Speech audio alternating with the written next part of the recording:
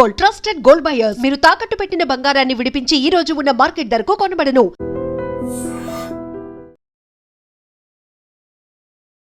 నమస్తే, welcome to I dream talking point with Kavitha.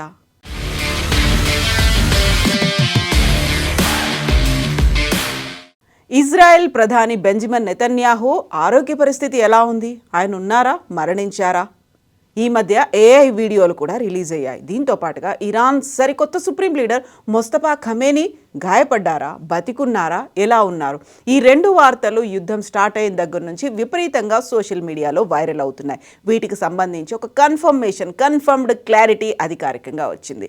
Iran supreme leader మొస్తఫా Khamenei ఆరోగ్య పరిస్థితిపై అనేక అనుమానాలు తలెత్తుతున్నాయి. ప్రత్యేక నివేదికలు వెలువడుతున్నాయి. ఆయన కోమాలో ఉన్నారని, ఒక కాలును తొలగించినట్లుగా రిపోర్ట్లు అందుతున్నాయి. ఆయన ఆరోగ్య పరిస్థితి అత్యంత విషమంగా ఉందని బ్రిటిష్ వార్తాపత్రిక ది సన్ తెలిపింది. ఈ మేరకు ఓ ప్రత్యేక కథనాన్ని ప్రచురించింది. అత్యంత విశ్వసనీయ వర్గాలను తన కథనంలో పేర్కొంది. ఈ పరిణామాల మధ్య భారత్ ఇంటెలిజెన్స్ బ్యూరో కీలక సమాచారాన్ని సేకరించింది. ఇరాన్ సరికొత్త సుప్రీం లీడర్ మొస్తఫా ఖమేనీ ప్రాణాలతో ఉన్నాడని నిర్ధారించింది. తీవ్రంగా గాయపడ్డారని, ఆయనకు సంబంధించిన కమ్యూనికేషన్లపై కఠిన ఆంక్షలున్నాయని భారత నిఘా వర్గాలు వెల్లడించాయి. ఇరాన్ రివల్యూషనరీ గార్డ్ కార్ప్స్ పర్యవేక్షణలో ట్రీట్మెంట్ తీసుకుంటున్నారని కేంద్ర ఇంటెలిజెన్స్ బ్యూరో వర్గాలు పేర్కొన్నాయి.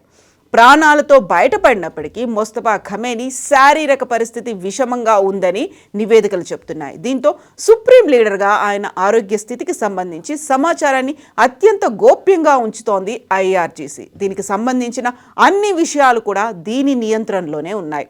ఖమేనీ తీవ్రంగా గాయపడ్డారనే సమాచారం బయటికి పొక్కితే ఇరాన్లో అస్థిర పరిస్థితులు నెలకొనే ప్రమాదం ఉందని ఐఆర్జీసీ భావిస్తోంది.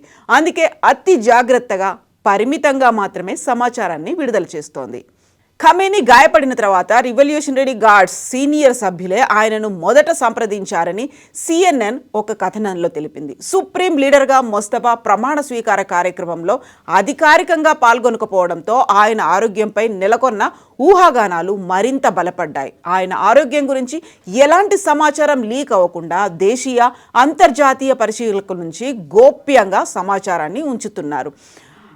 ఖమేనీ మరణించిన తర్వాత సరికొత్త సుప్రీం లీడర్గా ఆయన రెండో కుమారుడు మొస్తఫాని ఎన్నుకున్న తర్వాత అధికారికంగా ఆయన బాధ్యతలు స్వీకరించే సమయంలో కూడా ఏఐ ఫోటోని మాత్రమే ఉంచారు అనేది, ఆయన పర్సనల్గా అటెండ్ అవ్వలేదు అనేటువంటి వార్తలు కూడా ఇప్పుడు అంతర్జాతీయ మీడియాలో కనిపిస్తున్నాయి. ఇటీవల అమెరికా అధ్యక్షుడు డొనాల్డ్ ట్రంప్ చేసిన వ్యాఖ్యలు ఈ నివేదికకు బలాన్నిస్తున్నాయి. ఖమేనీ బ్రతికే ఉన్నారని, కానీ దాడుల్లో తీవ్రంగా గాయపడి రూపురేఖలు మారిపోయి ఉండొచ్చని ట్రంప్ వ్యాఖ్యానించారు. దీనికి తోడు సుప్రీం లీడర్గా తన సొంత ప్రమాణ స్వీకార కార్యక్రమానికి కూడా మొస్తఫా ఖమేనీ హాజరు కాలేదు. వేదికపై కేవలం ఆయన ఫోటోను మాత్రమే ప్రదర్శించడం ఆయన ఆరోగ్య పరిస్థితిపై నెలకొన్న ఊహాగానాలకు మరింత ఆజ్యం పోసింది. అయితే ఈ ఆరోపణలను ఇరాన్ విదేశాంగ మంత్రి అబ్బాస్ అరాగ్బీ తీవ్రంగా ఖండించారు. మొస్తఫా ఖమేనీ పూర్తి ఆరోగ్యంగా ఉన్నారని, ఇవన్నీ అమెరికా సృష్టిస్తున్న అసత్య ప్రచారాలని కొట్టిపారేశారు. కానీ క్షేత్రస్థాయి పరిస్థితులు, భారత ఇంటెలిజెన్స్ నివేదిక మాత్రం పరిస్థితి తీవ్రంగానే ఉందని సూచిస్తున్నాయి. అమెరికా ఇజ్రాయెల్తో ఉద్రిక్తతలు కొనసాగుతున్న వేళ ఇరాన్లో నెలకొన్న ఈ నాయకత్వ సంక్షోభం పశ్చిమాసియా రాజకీయాల్లో కీలక పరిణామంగా మారింది. ప్రస్తుతం తాత్కాలికంగా ఐఆర్జీసీఏ పాలనా వ్యవహారాలను పర్యవేక్షిస్తున్నట్టు తెలుస్తోంది. ఇక ఈ మొత్తం ఎపిసోడ్పై CNN న్యూస్ 18 ఓ ప్రత్యేక కథనాన్ని ప్రచురించింది. కేంద్ర ఇంటెలిజెన్స్ వర్గాలను తన కథనానికి ఉటంకించింది. ఖమేనీ స్థితిపై ఊహాగానాలు చెలరేగుతున్న వేళ తాజా నివేదిక వెలుగులోకి రావడం ప్రాధాన్యతను సంతరించుకుంది. ఫిబ్రవరి 28న అమెరికా ఇజ్రాయెల్ నిర్వహించిన దాడిలో అయతొల్లా అలీ ఖమేనీ మరణిస్తే మొస్తఫా తీవ్రంగా గాయపడి కదలలేని స్థితికి చేరుకున్నారని ఆ వార్తా సంస్థ పేర్కొంది.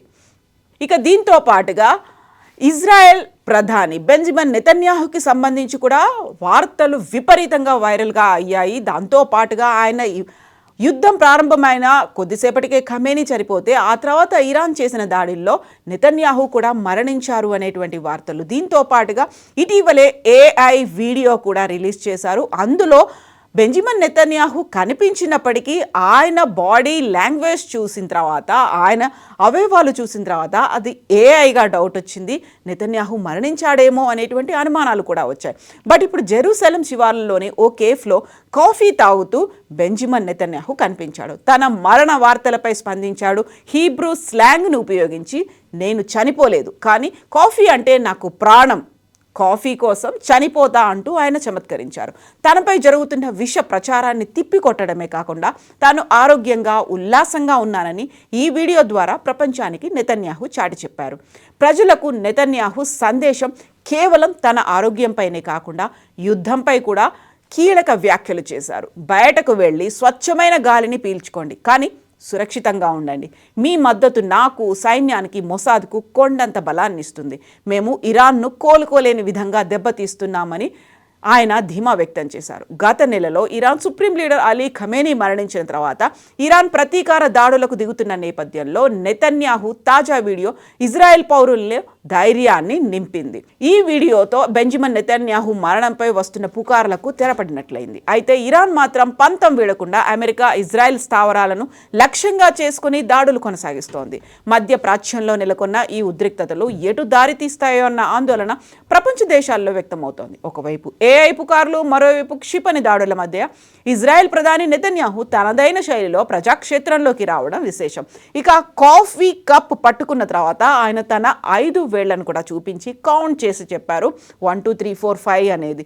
ఈ ఏఐ వీడియోలో ఇంతకుముందు వచ్చిన దాంట్లో తన చేతి వేళ్ళు 6 ఉండడం, దాన్ని పర్టికులర్గా చూపిస్తూ ఇది నెతన్యాహుది కాదేమో, ఇది ఏఐ కావచ్చు అనేటువంటి వార్తల నేపథ్యంలో తను హ్యాపీగా కాఫీ తాగుతూ తను బతికే ఉన్నాను, కాఫీ కోసం చనిపోతాను అనేటువంటి మాటతో పాటుగా తన వేళ్ల నెంబర్ చూపించడం, తను సజీవంగా ఉన్నాను అనేటువంటి ఒక వీడియోని రిలీజ్ చేశారు.